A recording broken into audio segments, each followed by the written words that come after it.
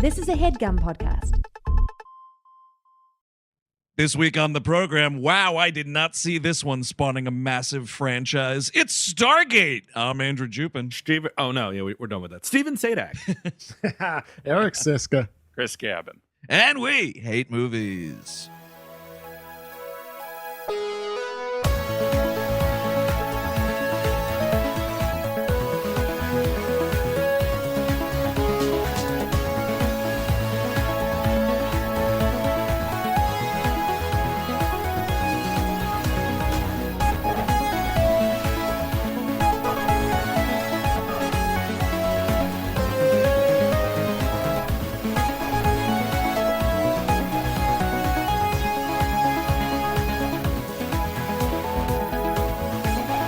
Hello, everyone. Welcome to We Hate Movies. Thank you for tuning into our fine program. As always, if you are listening to us for the first time because you love Stargate, this is a comedy show where we take movies such as Stargate and just kind of talk about them and mine some comedic jabs out of these plots. This week, like we've said, is Stargate from 1994, directed by the great Roland Emmerich. Oh, hold the fuck on with that.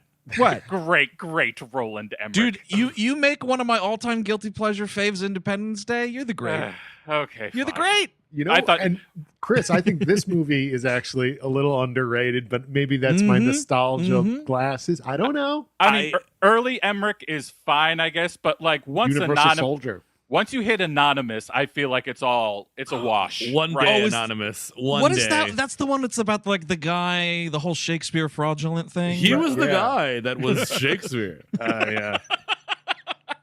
He Look, was. look, only a rich person could write like that.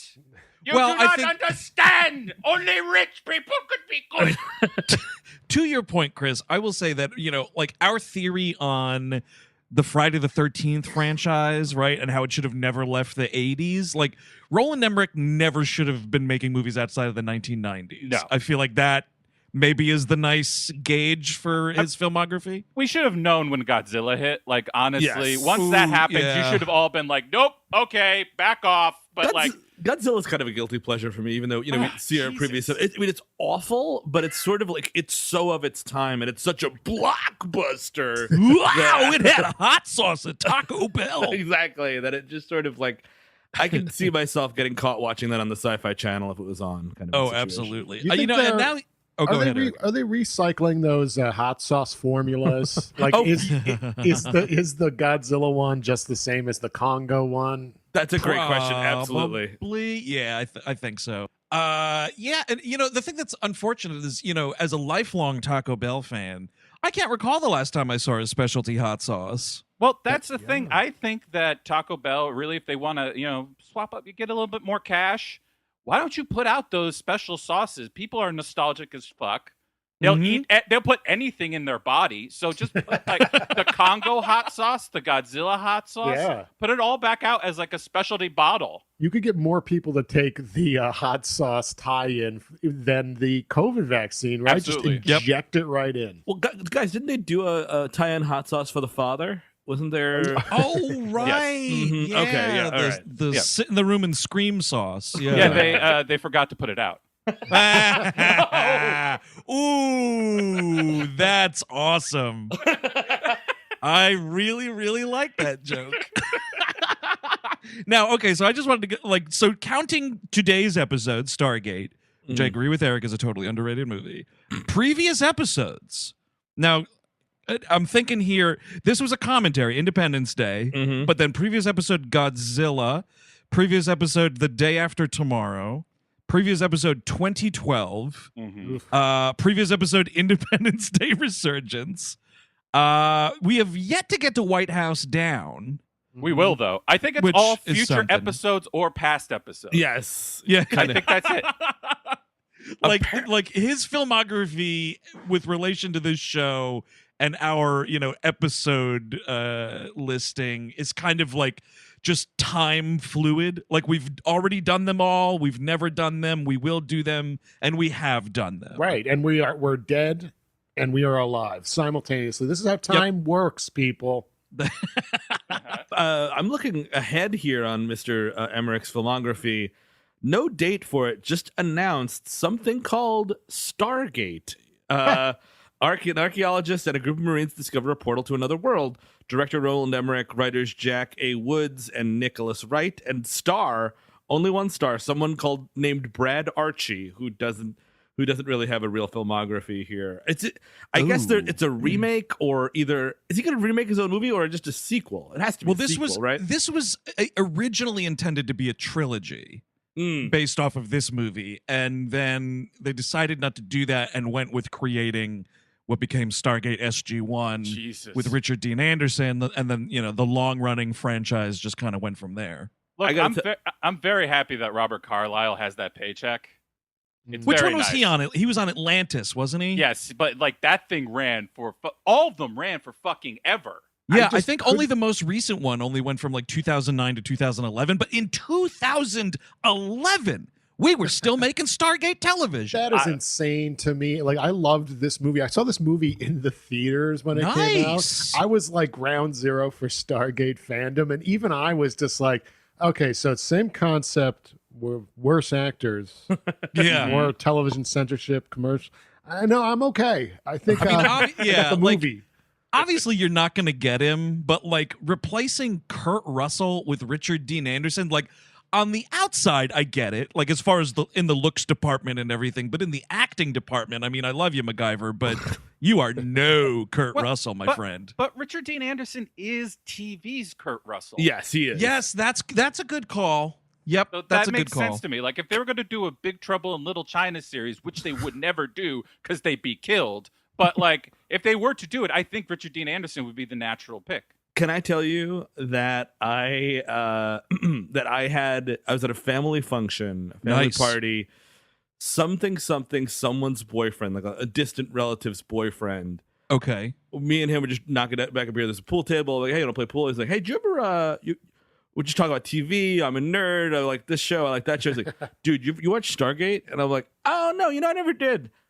An hour of my life was this guy pitching me Stargate, walking me through all of the characters and all of the ups and downs and whatever else. No, I mean, child. I don't know what kind of royalties this guy was going to get, but it was just, he was there. It was like, have you heard about the word?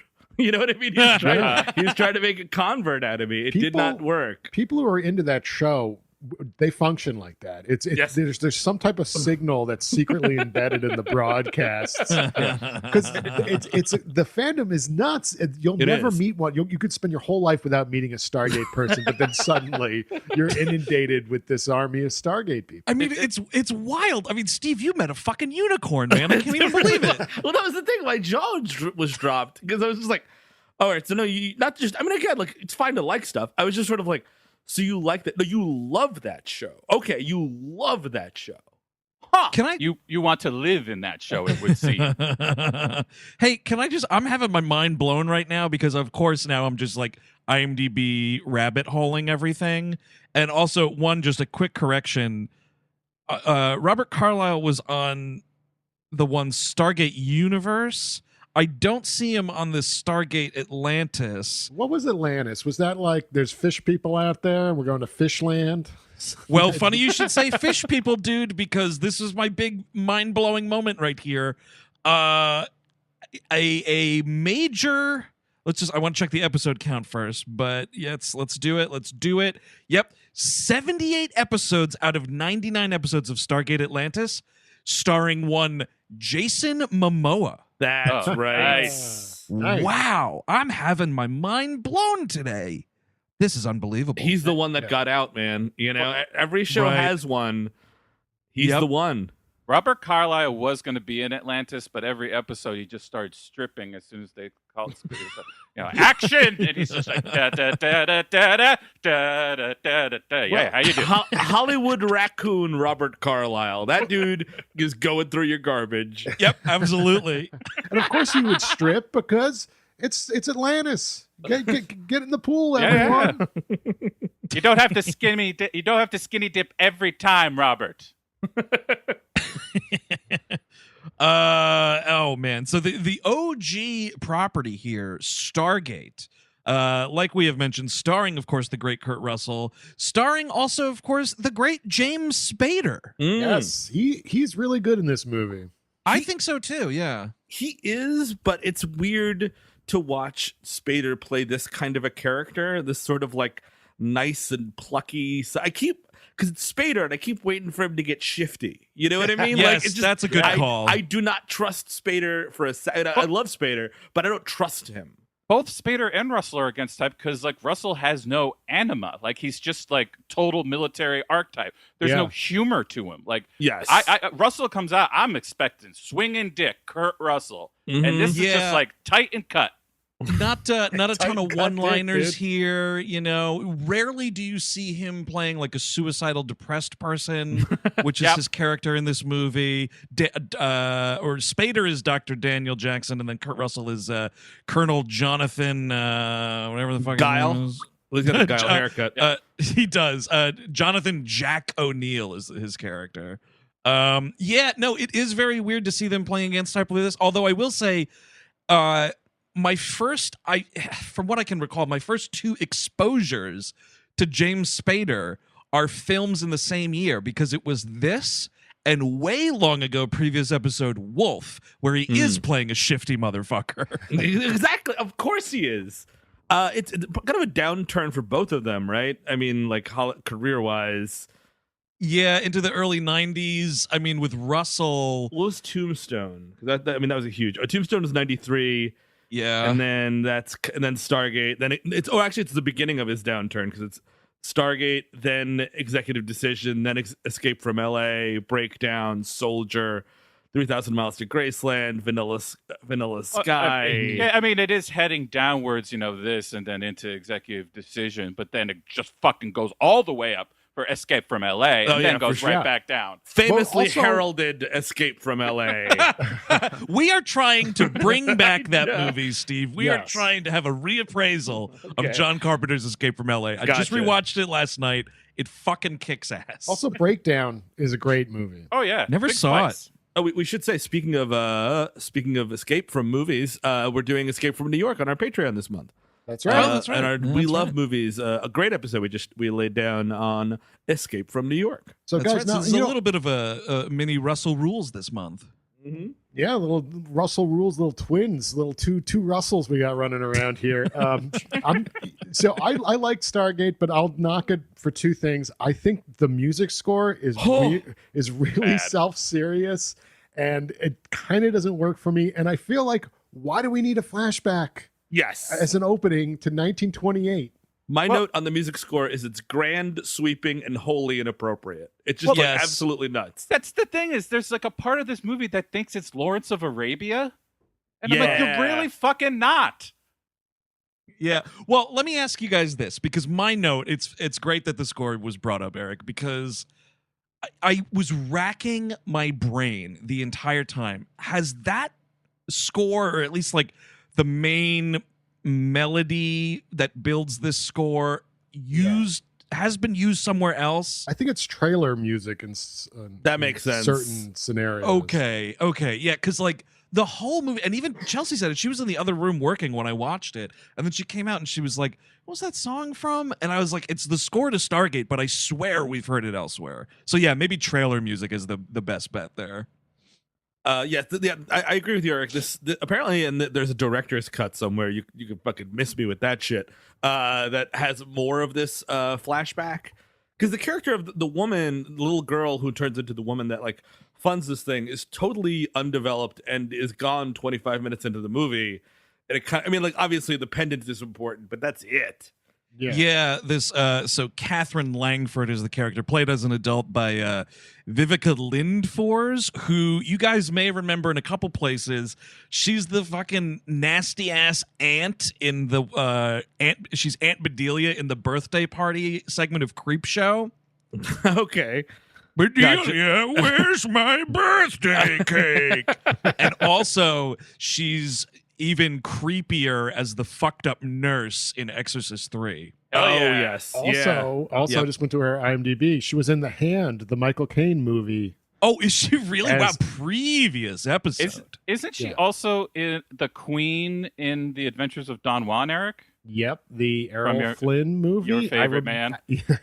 He's dashing, Chris, and I liked a lot of his movies. I don't really remember the particulars of this one, but I've definitely seen it at some point. But yeah, so she's like a little girl. So like her dad is doing this excavation in Egypt, and here's my question is like, it looks like she buys this pendant. She grabs this pendant from like a peddler, but she ripped it off. Yeah, she doesn't pay, right? Nope, that was one of my notes. I was like, this little white girl just stole this fucking medallion from this, like, bizarre shopkeep here. But hi, I own this now, and my dad owns you. yeah, because we're digging all this fucking shit out. We're taking it back to England, America, whatever the fuck. I mean, Indiana Jones could walk through this scene without missing a beat. So could Max von Sydow, dude, looking for fucking Pazuzu. Oh no, I found the Stargate. Shit. Oh, don't you want to, discipline your child a little bit? Little girl, that costs money. Look, I am just here at this dig site in Giza, Egypt, looking for the Pazuzu statue, and I see this spoiled little brat stealing from an innocent shopkeep. Oh, what's that? Oh, your daddy found a Stargate. Well, I see that, and I see that the devil is alive and well. Toss me the Stargate, I toss you the girl. Yeah, dude, Alfred Molina rolls up. Eric, you're right. This movie is, and I mean, this is Emmerich's bag, especially good Emmerich, it's just he lifts whole cloth from Spielberg, Lucas, and just loves it. Yep. And this movie is Indiana Jones meets Star Wars a little bit.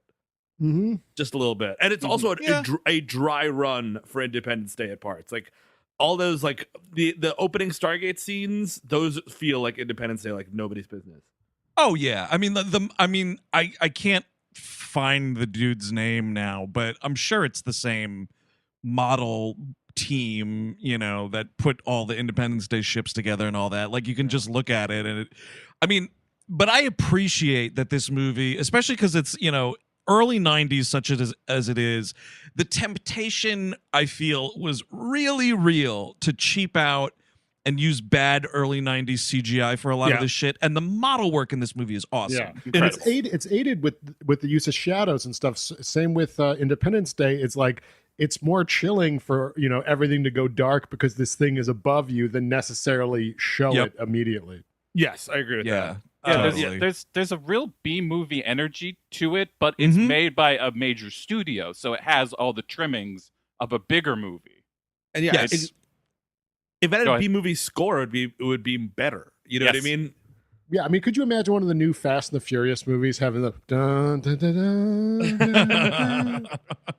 Yeah, like it doesn't work. And yeah, if you gave this more of a, funny enough, just like a Carpenter-esque, like bow, bow, bow, like some sort of like, synth beat kind of score, I feel the atmosphere would change, for the better. Because the tone is adventure, and the movie itself is more sci-fi action. Yeah. Right. Yeah. Yep. That's exactly what it is. Yeah. It sounds like an adventure movie, but it looks, walks, and talks like a sci-fi movie. Yeah. I love. So we meet Spader in the future, or in the present rather, and it's that great Lisa Simpson's joke, which is, why would they come to our concert just to boo us? Like everyone, everyone goes to his lecture to give him shit and like huff and puff and walk out on it. Like, why would you get up on a Saturday to do that? I was expecting Ed Harris to be in the audience and be like, no, my family actually found the pyramids. Oh, man. You're totally right, though. This is a jam-packed auditorium, and Spader is giving this lecture, and he's like, all right, everybody. The thesis of today's lecture is aliens influenced human development, hundreds of thousands of years ago, or thousands of years ago. And like, it immediately starts with the heckling, which leads to a group mass exodus, simultaneous mass exodus. Like, way to clear a room with your crazy theories, buddy. I'm not even sure if he really said, like, not until somebody brings it up does he really say maybe it was aliens. Yes. Before that, he's just like, I don't know something. Well, Hi, everybody. I don't know anything about this. It's a mystery that I don't have an answer to. Questions? Because isn't it something like everything's older than you think or whatever? Yeah, that's right. And like, but it is like, well, who did it, Mr. Dr. Jackson? And he's like, well, I don't know. And it's just. But my favorite note about this is in a minute we find out that he was evicted from his house before this. If that happens, I'm not going to my talk. I'm probably going to a gutter. Well, is what I'm going to. There might be like a check involved at the end of this talk, potentially. Yeah. You take that right to the fucking liquor store. I guess so. Dude, I sincerely hope he got a fucking guarantee on this deal to speak at this lecture and not like the majority of the audience has to stay for the entire time. Yeah, I'm going to have to cancel dinner with you guys tomorrow. I have to go to a lecture to heckle my professional rival. Yeah, you've been looking forward to that. Yeah, it's my Egyptologist nemesis will be in town.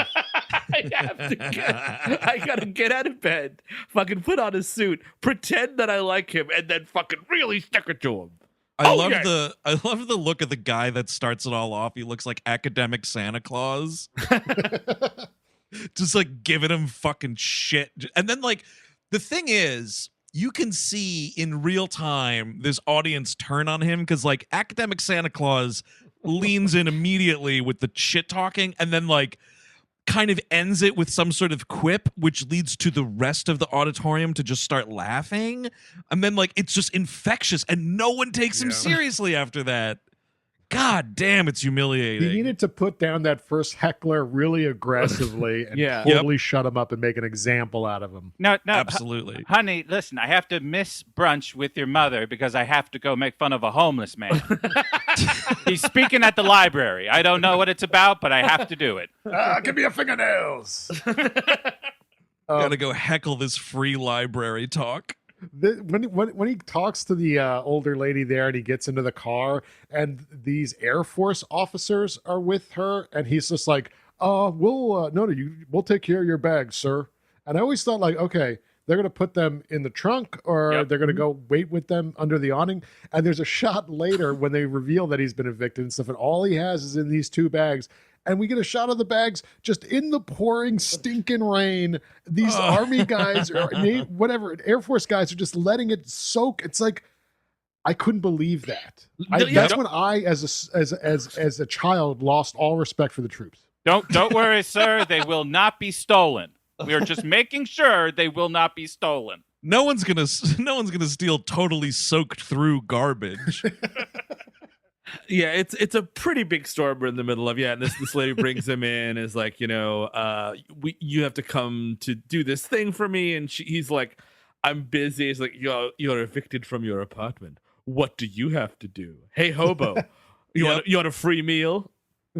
Totally, fucking 3 hots and a cot to come translate some hieroglyphics for me, homeless person. Well, like, god damn. Well, they really turn the screws to this guy. Well, I'm not sure if I can go with you. I just got $20 from the library and all the leftover Entenmann's I can handle.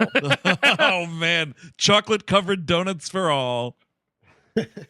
Is the insinuation here like it's maybe he's getting divorced or something, or is it like he just keeps getting heckled on this Ancient Aliens tour?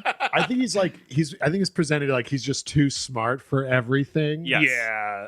Sure. And then we cut to which is an interesting departure. We get a weird cut to Kurt Russell's life, which is actually the next episode of 90210 after Scott kills himself. That's about right. Dude, this insanity house he's living in and like just stoically sitting on his son's bed all day long caressing a fucking gun while the wife is just like, I wish he would turn it on me and finish off the whole fucking family.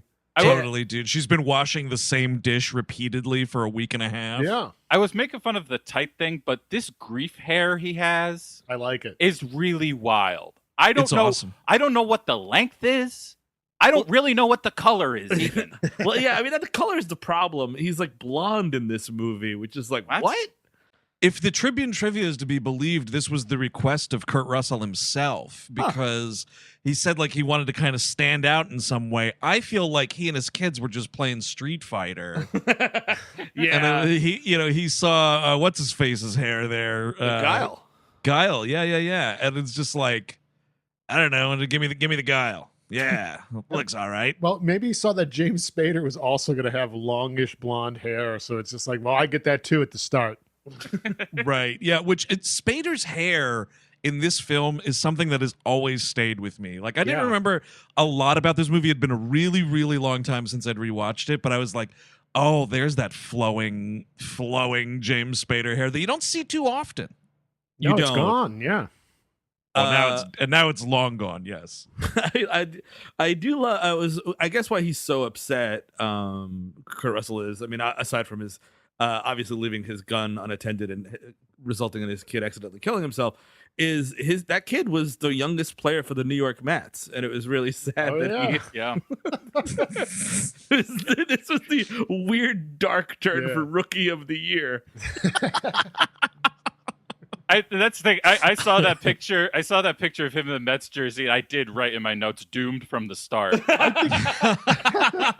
He was probably like really stressed by playing in the pros. You know, there's a lot riding on those games, and he got depressed and shot himself. And you got Daniel Stern in your ear all the time. No, that's true. Yep. God damn. It's a cool, not a cool idea. I mean, obviously, like leaving. The lesson of not leaving your guns unattended and not having guns in the house is a good one. For this movie, maybe too much, but sure, it might be too much. Well, because later on, guns are great. Guns really help out. It's this weird thing, again, with the music. Every 90s blockbuster had to be, like, serious in some way. And then I guess it also gives Kurt Russell literally any character to hang a hat on. Yeah, that's very true. Because if not, he's empty without, like, that's the only thing it's about. Like when the kids in the other planets play with his gun, he flips out. It's like it gives him motivation to do that, I guess. But do we need any of it? Is a question. I mean, I think it's totally fine, and I actually thought it played kind of nice, and like. Because otherwise, like, there's not really much of a character for Kurt Russell, so like it gives him something. But what you don't need, and it is, I think, one of the biggest laughs of the movie, is so two Air Force dudes come to the house, and the wife is like, well, what's left of him is in there. You go try to talk to him. Smoking cigarettes in the kitchen. Yeah. Yep. Oh, yeah, dude. So, like, they go in and they're like, hey, motherfucker, you've been reactivated. Talk to you later, and leave. And this is what you don't need. These two motherfuckers get back in the car. I love it. And the guy is just like, Jesus, he's fucking out of it. How'd he get like that? And the other guy, not missing a beat, while like turning over the motor to this car, is like, his kid died. Didn't you read the military newsletter? Yeah, he died. Shot himself right in the head. And Kurt shot himself with a service weapon. Yeah. And Kurt Russell's like, it shouldn't have been like this. It shouldn't have been this way. He should have gotten old enough to shoot his classmates first. Oh, man, I should have got old enough to go fucking die in the Middle East for no reason. Oh, yeah, that was a popular option when we were growing up. Now, little Jack Jr., my gun is not a toy, but I keep it in the toy room because my study is very dusty, and I don't want it to get dusty. So I just keep it in the toy room right next to your toy guns. The heavy one is the real one. The plastic one you could play around with, but the heavy one, do not fuck with that one. I mean, I haven't looked at these for a while, but they really do look identical.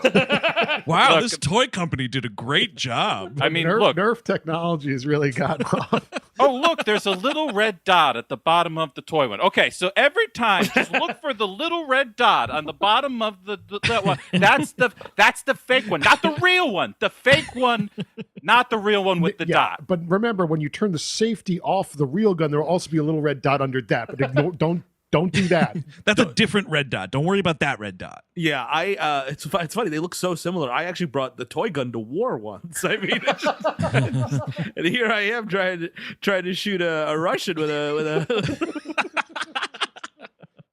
Yeah, we took, put a little, mask over the guy and put the fucking, gun up to his head. I was about to shoot him in the prison, and then just some squirt, some little water on his head. That was it. So I Unbelievable. improvised. I invented waterboarding that day. All the guys at the jail got a big laugh out of it, though. We were talking about it over dinner for weeks. So Spader, is brought to this secret military compound. No real establishing shots here. We don't really know where they are. This is where he meets back up with this, the old lady there, and a couple of other scientists, including beloved character actor Richard Kind. Woo! Love him. Oh yeah, who's just briefly in this movie. Not a lot of Richard Kind in this movie, but so they have been there. Doing everything wrong. Hey, I'm very terrible at my job. If you can even believe it, I'm about to be totally humiliated by James Spader. Hello, James Spader. Could you correct me? Could you I'm just going to sit here. Could you correct everything I say? Thank you. I saw him one time on the Upper West Side, and then I got a flash of my eyes perked up because I recognized him, and he saw that, and he gave me this response with his eyes. I was like, "Not today, fatso."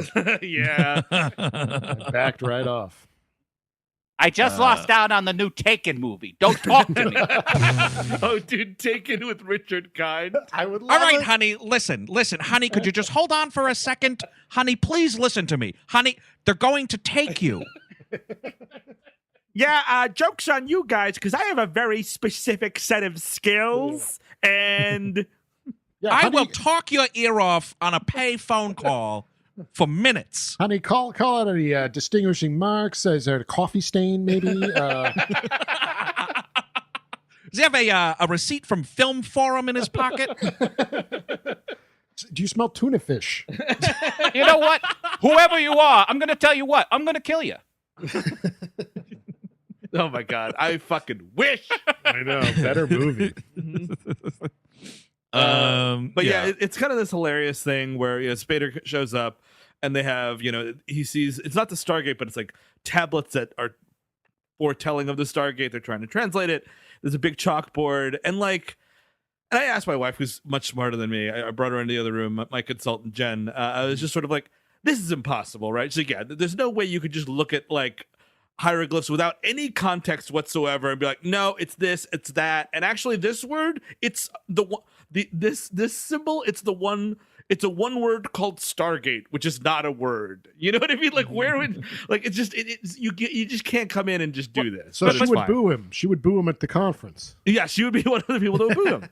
Jen is very smart, but she's not homeless smart. So she might not know what he knows. Yeah, he's just trying to survive here. He's just like, okay, yeah, I know everything. Let's just keep this up. Oh, we're going to another planet? I got nothing here. Yeah, oh yeah, I could totally do that. As long as it gets me away from the tax man. He's pulling a total Joseph Smith right here.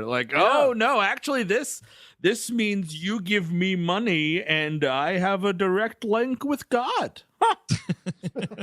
Just follow me to the other end of the galaxy where they've never heard of the tax man. The symbols all align. The portal opens up. He's like, oh fuck, oh fuck, oh fuck, oh shit, oh shit, oh shit, oh fuck, oh fuck. Wow, how did that work? All right, guess I'm going to some other planet. By the way, when that does happen, the pool, the water visuals of that thing is pretty cool. And I was surprised no one wore a life preserver while walking through it. Yeah. Floaties. They have floaties on their arms. Yeah. I mean, maybe it's a thing where Richard Kind is the con man here, and he's completely full of shit, and Spader walks in and he's like, this is fucking week 1 Egyptology hieroglyphics. So what are you talking? No, that's not fucking Milkman. That's Stargate. What's one of the first things you learn? Oh, actually, he's kidding. He's kidding. I'm running a grift. Would you mind? Could you mind getting out of my grift? Another drifters came into my work today trying to steal my thunder. Look, I know that you seem to be happy losing your house, but I am not. So, I have to do some things to keep my house. I would really appreciate it if you took your bindle and all your wet garbage and went and found another team of military rubes, okay? This is mine. I call dibs on these rubes. Yeah, I got the Air Force. Why don't you go check out the Army? Here, I'll buy you a sandwich. Look, the military's full of idiots. The CIA is also full of idiots. So why don't you just go over there? Go scam the Coast Guard, okay? Yeah, they're looking for Atlantis. Yeah, that's right. Yeah, look, we get some.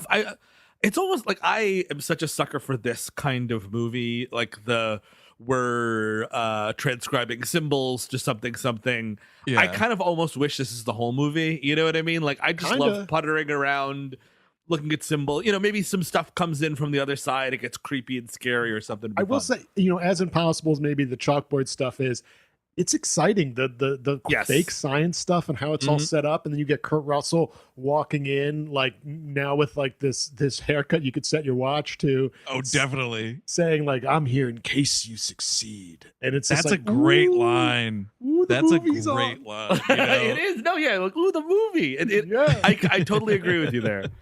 I'm here in case a movie happens. Look, you do your little studies, but in the event of a movie breaking out, that's what I'm here for. So far, this is just a very, very interesting short.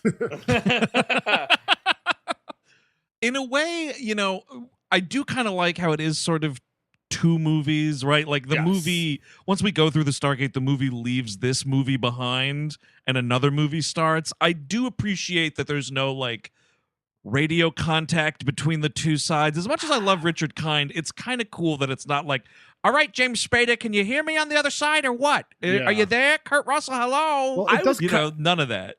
I don't know. I was kind of hoping for that. Not just that, but because, by the way, this is my first time seeing it last night. I was kind of hoping for either that, or maybe it's like, we need to bring them back. You know what I mean? Like that, just like there's other, because I just love this crap. Like fake bullshit where you're like looking at papers and deducing fake riddles and shit. I'm a sucker for that kind of movie. Yeah, and it sets up almost like you could communicate to the other side, but it doesn't really make sense because they send in this robot, and the robot's sending photos back and shit. And it's like, how does that work?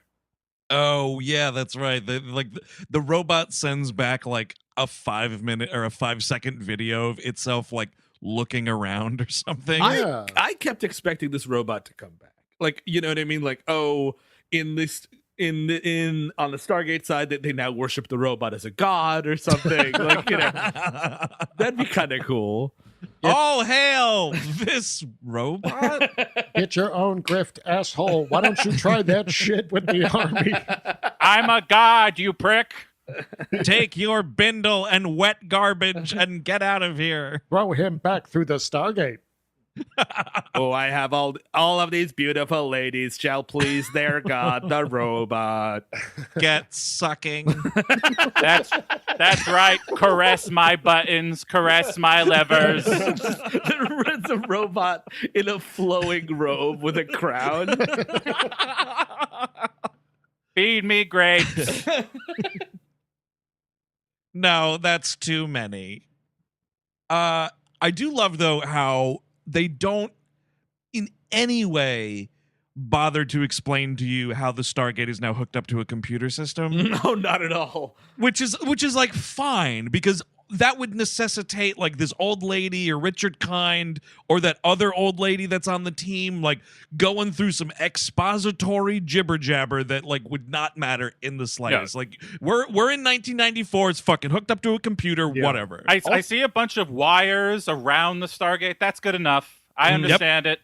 Yeah, you figured out how to plug it in. Cool. The fact that like it takes it to the point where James Spader gets there to figure out that these are constellations on the device as well, when Orion is a pretty recognizable constellation, and he has to even recognize it off a security guard's newspaper, which is the issue of Universe Today that this guy is reading. So wait, you're telling me that the stars have symbols?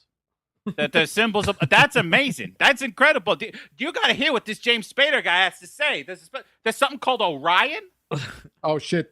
There's symbols in the stars. Yeah, send one of the guys who he has to be there in case it's a movie. Get one of those military guys in there. You call it a constellation?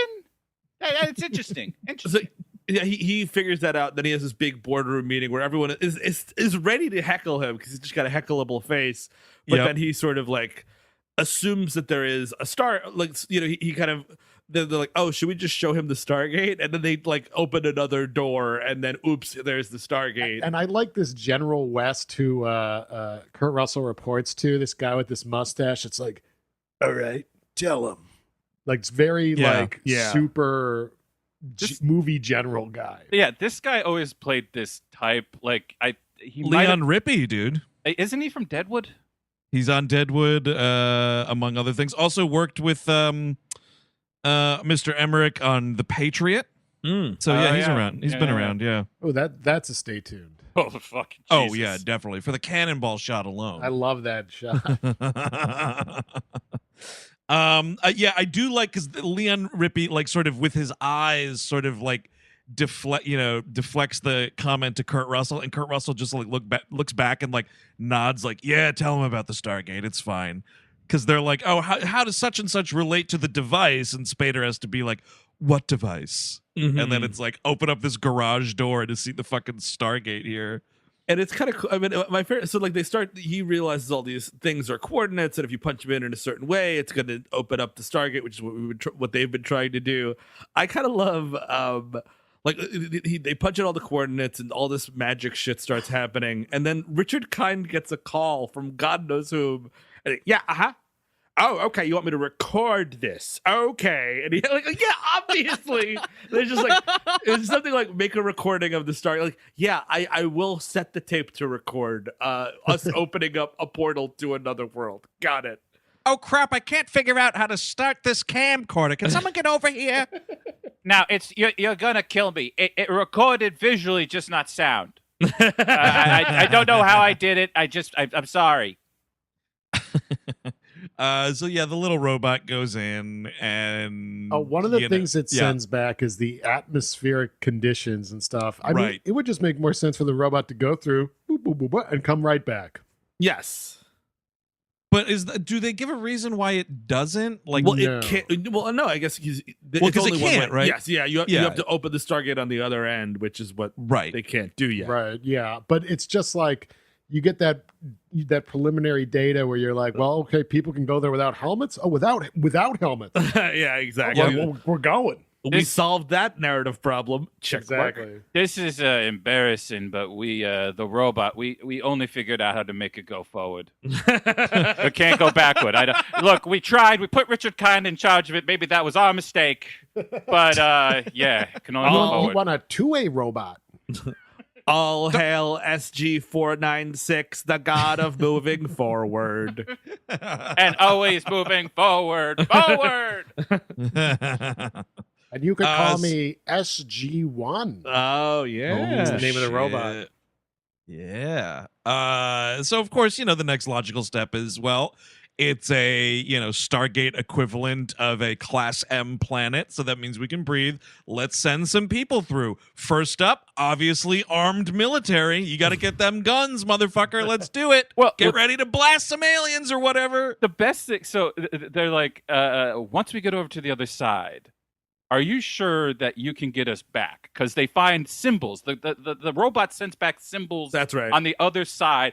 And they ask Spader, he's like, yeah, 100%. Nobody double checks with him. No. Like, it's ridiculous. I know you said 100%, but how? Yeah. I mean, constellations from our known position on Earth is one thing, but they're on the other end of the known universe. Whatever's on that Stargate, it's not going to make sense whatsoever, and he must know that. Also, do you not want to like call the president or like the super general who runs the military, like to be like, hey, look, we're going to do this in the next 2 hours. There's a problem, Chris. Super General is a guy on another movie, and that's a bigger movie that's happening. I see. That is a problem.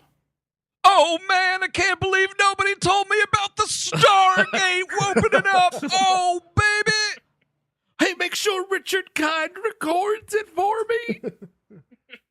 There's no sound on this. Oh, Kind, you fucked me again, boy. I'm going to get blazed and watch the Stargate footage.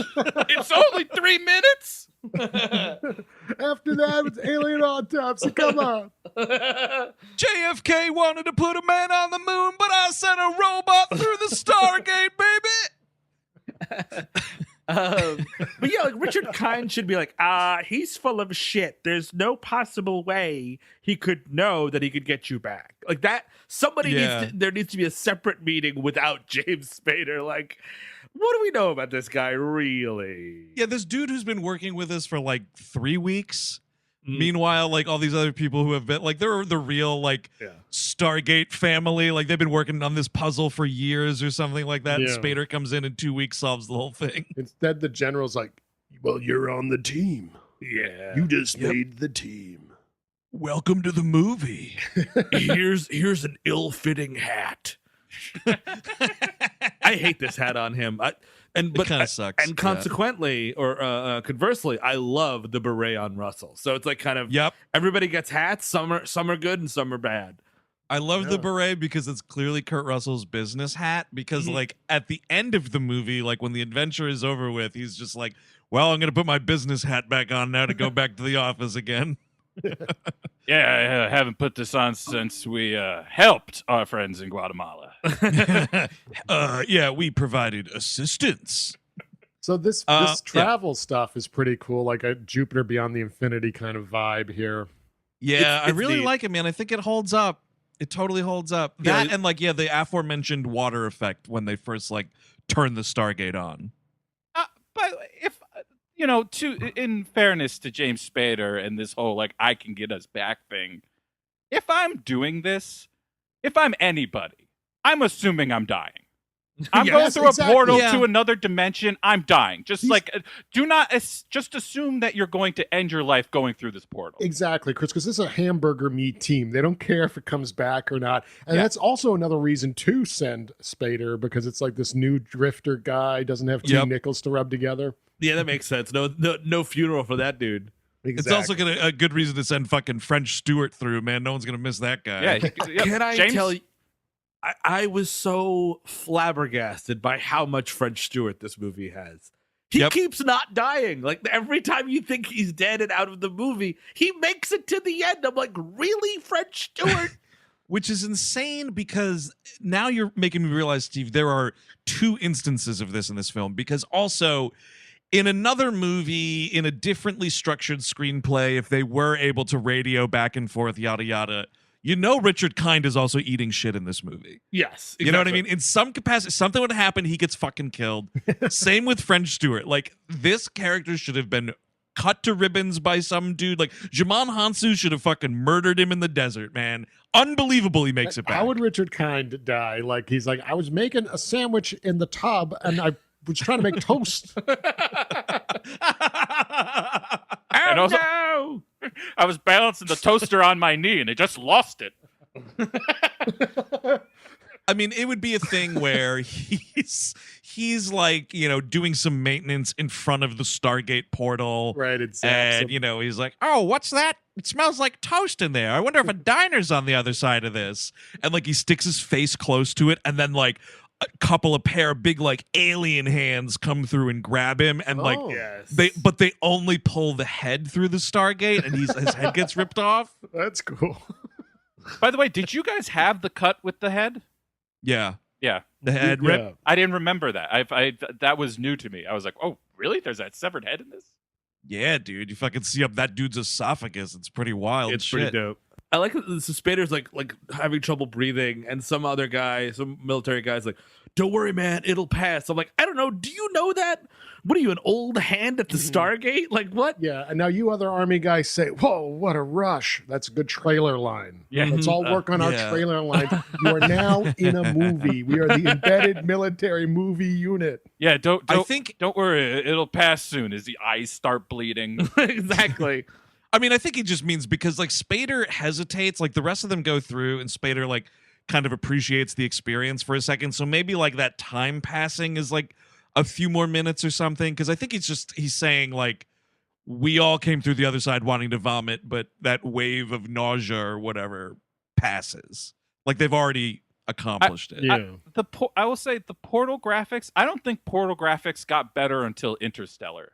This was really good, I thought. Yes, the rush through the other side. This actually felt really like thrilling. It's like, great. Like when he Yeah. puts his face through and you see just his face and like the music changes over Yeah. and we're right Yep. about to take the journey. Yeah, Fantastic. it's pretty rad. So immediately Spader's like, well, yeah, I said I could get us back, but what I meant was I'm going to have to do a bunch of research first and kind of figure out what we're doing here. But don't worry, and they I brought enough Fifth Avenue bars for everyone. Dude, Fifth Avenue bars, Butterfingers for people without hope left. I mean, I think, did every other candy say no? Probably. I don't even think I've ever seen a full-length Fifth Avenue bar in the wild. Like, Oh, I've seen them. I've- those are definitely just like variety packs with the minis. You know what I mean? Like you get the small Kit Kat, the whatever, the smallest a Right. good bar, etc. And the Fifth Avenue bars are the last ones left on Halloween because no one took them. Right. No, I have seen the full sizers in the wild, Steve, but you are correct. It is candy for the hopeless. Yeah, it's that and a whatchamacallit. Oh, don't even start, man. I love whatchamacallits. What? Ew. Uh-oh. Holy Candy fuck. Wars. Okay, we need to station a movie person here. A military officer needs to be with us in case a candy movie breaks out. I was almost, you know what, I'm going to say this. I was almost refused service because I, as a kid, went to the same deli and got 3 whatchamacallits in one day. And the third time I went back, the lady was like, you sure you want another one? Oh, man. I think you've had Yeah. enough, Rummy. Exactly. Yeah, exactly. Let me ask you something, kid. Is this a prank or something? Yeah, are you fucking with me? But why didn't you buy them all at once? I didn't think I wanted them all, but I kept, going back, reading more comic books, drinking a lot more soda, and be like, it'd be pretty cool right now. Another whatchamacallit. Dude, that is like the alien that discovers, like, it's like E.T. in the Reese's Pieces. You're just like, ooh, a piece of candy. Look at that. You see, you give him the first whatchamacallit free, and then he just keeps on coming back. That's right. The weird thing also about French Stewart being in this movie that is just completely laughable is like he's supposed to be a tough guy. Yes. What the fuck? Come on. Yeah, It's not- he's not doing any comedic role here at all. And he's a tough guy, but it's like, at least the movie knows he's a forgettable tough guy. He's just background, basically. Yeah, but he's like bullying James Spader in this one scene because they're all pissed at him about the not instantly being able to go back thing. But it's And like, French Stewart first like of all, throws that suitcase at him. You're on a fucking suicide mission. You knew it was a suicide mission. You're going through an alien gate to another planet. You said we were going to be back by dinner, and I don't know, Harry. I'm looking around here, and I think we're still stuck on this alien And planet. the way to get back faster is to throw the books all down this desert dune. Like, come on, you're Yep. making it go slower now. Well, that's they don't bully the one guy that could get you back, and then later when like Kurt Russell is looking for him, he's like, "What happened to Jackson?" He's like, "I don't know." It's like, what? So you want him to die, and then you'll truly be fucked? Is that what you're getting at? Mhm. yeah. Yep. I mean, that That's is right. his whole thing, is that he just keeps on doing the stupid thing that Russell has to correct. Yeah. And like, Yes. but like so wait a minute, you packed tents and food and all this shit for what was a turnaround mission? Like you were just Yeah. gonna come out and come back in? Why did you pack for all this? It's a great question. I mean, I guess in the eventuality they couldn't get back, but Listen, obviously, in the off chance that a movie does occur here today, we don't know that. We don't know that, folks, for sure. But we want to have the gear in case the movie does happen. Look, we talked to James Spader, and he gave us the triple double super secret guarantee that you guys are coming back. So we just, figured. All right, look, we're about to go through this Stargate. On the other side of that Stargate, there might be a movie over there. We find ourselves embedded in the shit with a movie. You're going to want a tent. You're going to want flares, lanterns, all sorts of supplies. sir, are you sure the movie's not over here and we're just the team that dies off camera, sir? I cannot confirm or deny that, soldier. I just know that on the other side of this gateway, there might be a movie. Son, do you think they tell me if there's gonna be a movie? It might be a war movie. It might be a sci-fi movie. You got to be prepared for these things. God Damn, I love the smell of popcorn in the morning. Liquid butter annihilated an entire village. The stuff they put on popcorn. I mean, it's true, actually. If you drop the stuff they put on popcorn on any village, it would just burn right up. It would. It would burn through the floor like alien blood. So like, as James Spader is trying to like pick up all his notes or whatever, he encounters a creature on the planet. This thing looks like if Station from Bill and Ted's Bogus Journey fucked a bison. Mm-hmm. That's You about get right. this creature because it's like, I mean, it's a puppet, and you've got like a little more of a like cartoonishy friendly face than should be on a weird wild animal like this. But Yeah. I kind of liked it. I don't know. I mean, I yeah, have no problem with an alien horse. It's fine. But it's weird that's, I mean, aside from Ra, who's an alien, it's weird that that's the only alien you get. This is why, like, I'm not so thrilled with this movie. It's like, it's kind of boring that the entire society is just Earth, essentially. They brought through humans to work on the pyramids over here. Yeah. So that's why there's no aliens, right? Because it's just Ra. Ra's an interesting character in this. Like, I kind of dig the whole like God Emperor thing, who wants to live forever for no reason really particular. I mean, we just like to, I don't know, lay around my abode, maybe look at the 3 moons, look pretty sharp. I guess I'm just going to do this for literally ever. I'm going to do whatever it is I'm doing with this coterie of young children. They're just around. They're just around. No questions asked. That's probably for the best. Does that make the Wheezin the Juice Guy the Fagin of this crew, then, I guess? It's a good question. Yeah, I mean, the Wheezin the Juice Guy is like the weird, like, head of the fake legitimate government for this god person. Yeah, I mean, I think he's kind of like the mayor or something, right? And then he, is kind of tasked with keeping everybody in line as far as like, Ra having banned learning to read and write and things of that nature. The Wheezin the Juice Guy is just there to make sure everything's copacetic. And they don't get, death from above, which is also something that Ra is able to pull off in this movie. I love that Ra has to like, because I mean, like, we're talking thousands of years that they've been doing this. So Ra has to like suppress all knowledge. It seems very difficult to do. Like any and all advancement that could have happened within the thousands of years. Like, nope, don't do it. Stop reading. No, don't invent fire. Fucking stop it. It's like it's a little like Zardoz. Yes, it is. Kind of, yeah. Yeah, I mean, if you're in this fucking totally nothing desert, like, it's kind of easy to sort of keep people in check. Not a lot of resources around and so on, Why don't you quit the drawing, too? It's too close to writing. I don't like that stuff. Why don't you quit out the drawing? No pictures. No verbal storytelling either. You all shut the fuck up. I don't know what you're going to talk about, but definitely not your shared history. I'm watching your blinks, okay? I can tell. I can see when you're trying to communicate. I know. I'm smart.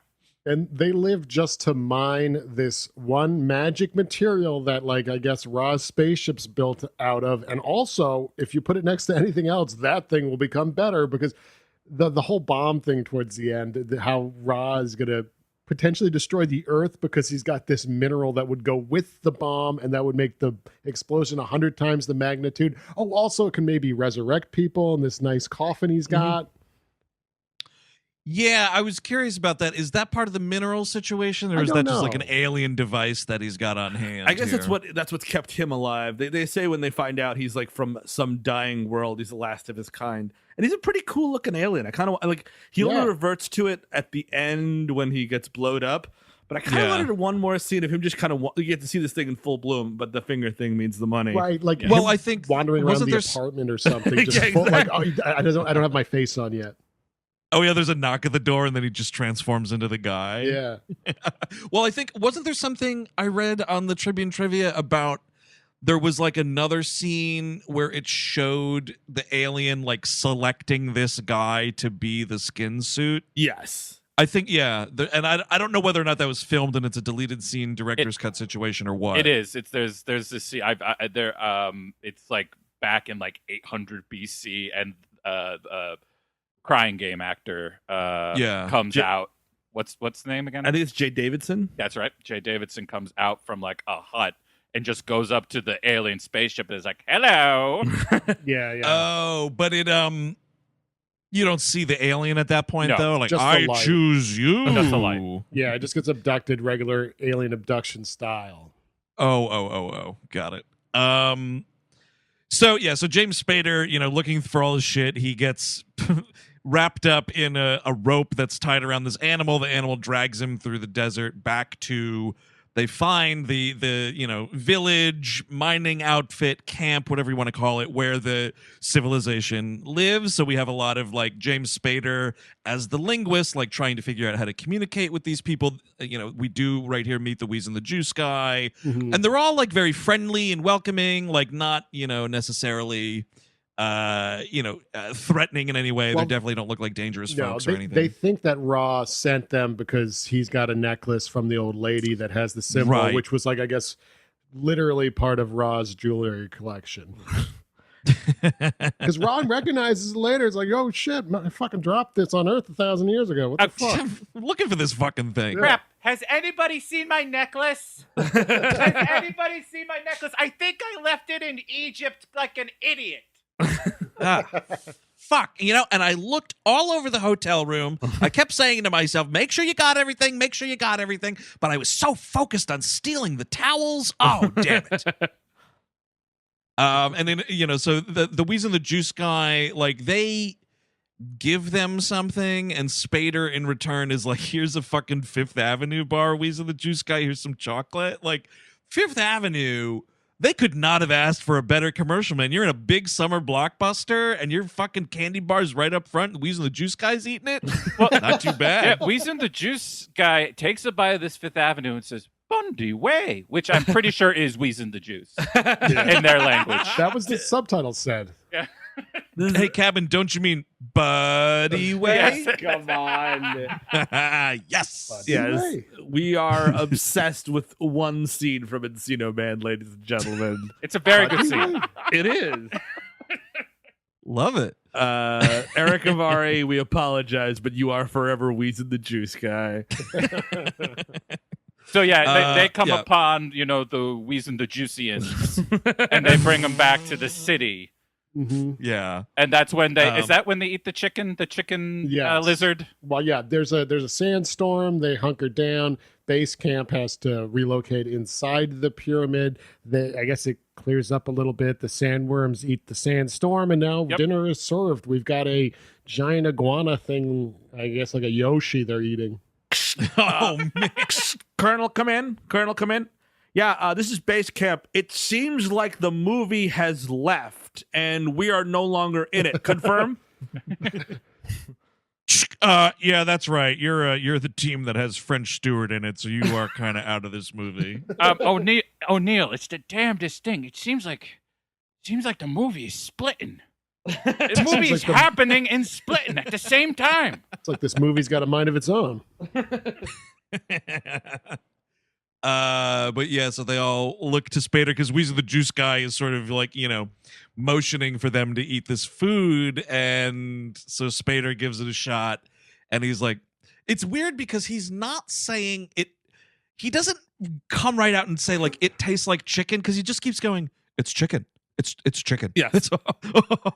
It's chicken. It's delicious. It's chicken. Yeah, he gets very horny about the fact that this is chicken tasting, and then poor Wheezin the Juice Guy's got no idea what's going on. He's feeding these strangers, and then all of a sudden, after eating, this food, it could be like a classic dish of these people, James Spader just starts clucking like a chicken, and it's like, it's not an actual chicken, man. Like, look at it. It's like a puffy armadillo. Also, you're somewhere else now, right?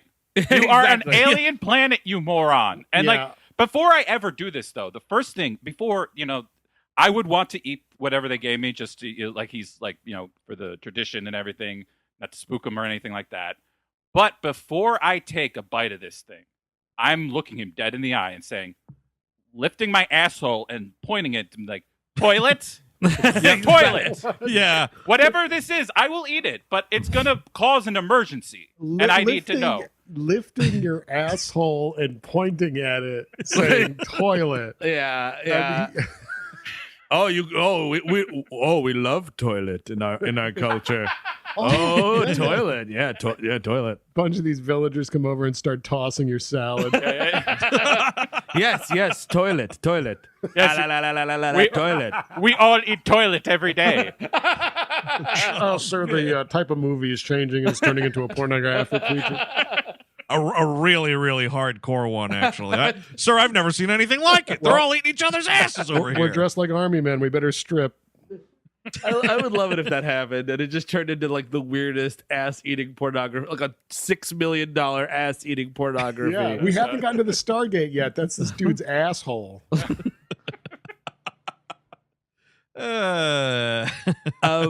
This just in from the internet ticker. Erick Avari, Wheezin the Juice Guy, reprised his role as Kasuf for like 4 episodes in Stargate SG-1. No way. Yeah, dude. He was available. How about that? That's surprising. Mm-hmm. Not that he reprised, but that he was available. I figured the Wheezin the Juice Guy's always in demand. He's in everything. Is that he really, really is. Yeah. So Spader starts trying to communicate with him because he realizes, like, oh shit, they actually are just sort of speaking like an sort of different version of ancient Egyptian. Like, let's see if I can start communicating using some hieroglyphs. And he starts like drawing in the sand, and the Wheezin the Juice Guy is like, absolutely not, dude. Absolutely not. No, none of that. He wipes it away. But then like he's like, oh, Ra said to Secret Shopper, no, we're not writing, Ra. We're not writing. No. Undercover boss. But so like somehow in between like Spader trying to write in the sand and the Wheezin the Juice Guy erasing it, the Wheezin the Juice Guy is like, well, all right, like they're representatives of our boss or my boss, so you got to treat this guy right. So Spader like is taken into this back room where all these old ladies start bathing his feet and everything. And brushing his hair with these brushes. I wanted to call them toothbrushes, but they're not. They're hair brushes made of teeth. Ugh. Ugh. I think they might have been the alien horses type of teeth or something, but it was it was unsettling. And he's not having it either. He's really not having a good time. Yeah, I would like to limit the amount of teeth in my hair, generally speaking. Mm-hmm. It's a good one. I just also don't want a bunch of old ladies bathing me. There's that to consider.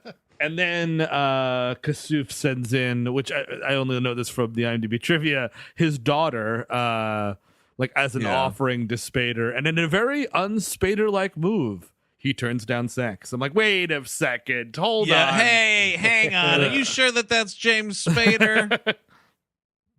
Not that guy Sames Japader, that other actor. And he goes to the door and he's just, to like, I guess, leave it. And like, and Wheezin the Juice Guy's like, you're going to make me like kill my daughter now because she's not good enough for you or whatever? Yeah, he's like, oh, no. She can come in here. We'll totally have sex. And I'm also like, how old is this girl supposed to be? Question mark. Who knows? Oh, she looks old. She looks old not enough. Old, but like, old enough. Exactly what I meant. Thank you. I'm going to say it like that next time. Old enough. I mean, I think she's clearly like Kasif's oldest child. Yeah, she's like. By the way, James Spader admitted that he did this film for the money, as he found the script to be awful. He said, "Acting for me is a passion, but it's also a job, and I've always approached it as such. I have a certain manual labor view of acting. There's no shame in taking a film because you need some fucking money."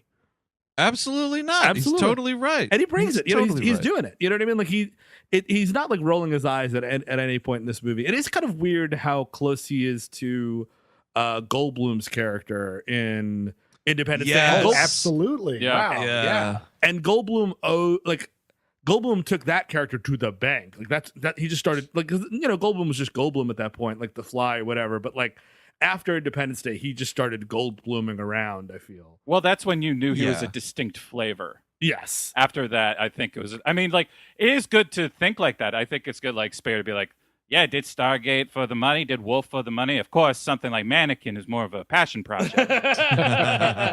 He's like the boss, right? Like the nebbish mall Creepy boss, owner or something. Yeah. Yeah, the long gestating passion project Tough Turf. Also, Critical Care. I've been working on that script for years. Avengers Ultron I actually did for the passion of it. I'm just a huge Ultron fan. I have this Ultron back tattoo Nice. I also don't like being on screen anymore. Yeah, it's best if you just hear my voice. Is now. the Blacklist still on television? I think so. I think it's so, still yeah. going. Yep. Holy macaroni, that show. That's a passion project. It's not about money. Yeah, I think that show has also maybe outlasted the spin-off that happened from it. yeah, I think you're right. There was a Because spin-off? didn't they Yes. give a spin-off to They the did. guy who was like her husband, but then secretly was also an agent? Yep. They did indeed. Never watched a second of Blacklist, and not that watched- there's anything wrong with it. But no, I I never watched have. some of it, and trust me, you're better off. No, Yeah, I mean, I fell off pretty quickly too. that show is just James Spader and the road to the ninth house. Yeah, so he decides in a very unspader-like move, he does not have sex with this woman. But then she takes him to some underground area where they do it's the cool underground club where you do writing. You know what I mean? Like, Yeah, it's kind of like I think she's sort of like Ariel in The Little Mermaid right here. Yeah. Like she's got this hidden area where there's like some snippets of history, and Spader at this point is able to decipher the hieroglyphics and everything, and Right. so he gets the story Could you of give me their history. You mean a dime bag of reading and writing? Look, Any reading and writing down there? look, I just need a dime bag of ink. Okay. dude, last Saturday, me, Joey, Tommy, we went out. We all wrote our names. Sick. Oh man! Oh shit! Here comes Wheezin the Juice Guy. Put that shit down. Put that shit down. Put that shit down. Buddy way. You better not be drawing or writing. What winds up happening here while they're doing this investigation is this awesome looking pyramid ship flies in, and all of this model stuff is so great. It flies in, and basically like where the guys came through the Stargate at the beginning of the movie, I guess is like the parking space for this thing, or like the charging dock for it, or something. That's what all pyramids are. They're just they're docks for spaceships. Yeah, and so like this thing just lands right down, sort of connects in. You see all the lights turn back on and everything. It's like recharging your electric car, and it locks all of our dudes in the forgotten part of the movie, French Stewart and the rest, locks them like inside, sort of. Yeah, we now are Mr. Emmerich has taken from George Lucas and Steven Spielberg, but now it's time to look at Ridley Scott's paper for a second. See what he's got on there. Maybe a little James Cameron too. We'll see. I gotta tell you though, man, like as revealed, a little bit later in this movie, like all of these folks that start attacking our soldiers here are just other dudes. Yeah. You know, I mean, yes, they do have weapons that can fire and whatever, but so does French Stewart and his team. These soldiers, I have to say, are not for shit. No, They're 'cause horrible. They get taken out immediately. Because this is the dog food team. They're like, yeah, put them through first. The first wave, they can just die. And again, like I really thought French Stewart dies here because this is and it's pretty well shot. Like, you know what I mean? Like you don't know what's going on, how these people are being taken apart, kind of a thing.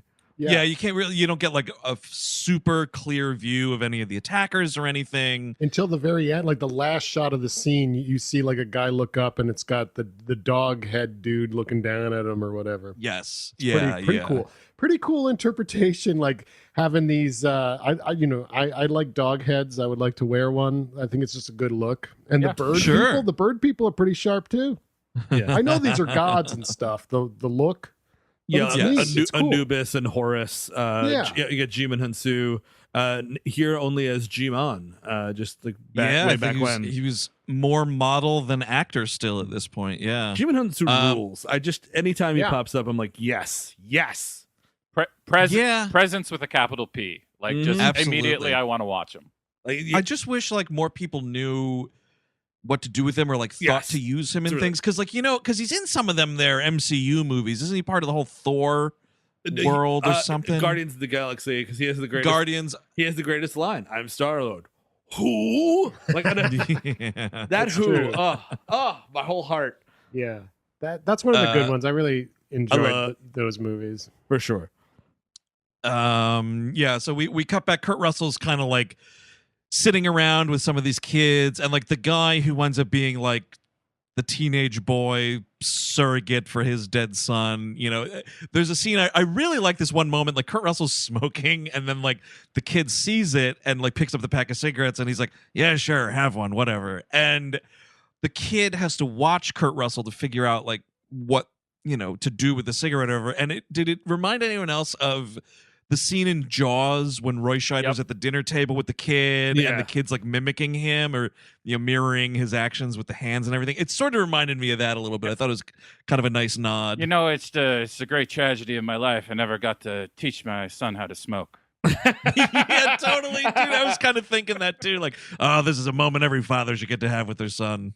I'll take it with this kid anyway. I wanted to give him his first Marlboro filterless, but and it's great because like you know, we're having a good time here. He plays with around the lighter and then he picks up the gun. He's like, no, don't do that. Like, you know, it's just like, I've learned a very important lesson. Children shouldn't have guns unless they have to fight aliens. If they do, then definitely give children guns. 100%. But well, sure. Yeah, the like at one point when like the rest of the kids have the guns and then we're gearing up for the end and he's got another moment of hesitancy of like, no, like they're kids or whatever. And one of the soldier guys is like, but sir, they're our child soldiers. Come on. Exactly. I like seeing Kurt Russell care about kids, you guys. I don't mind it. I'm looking for stuff to knock here.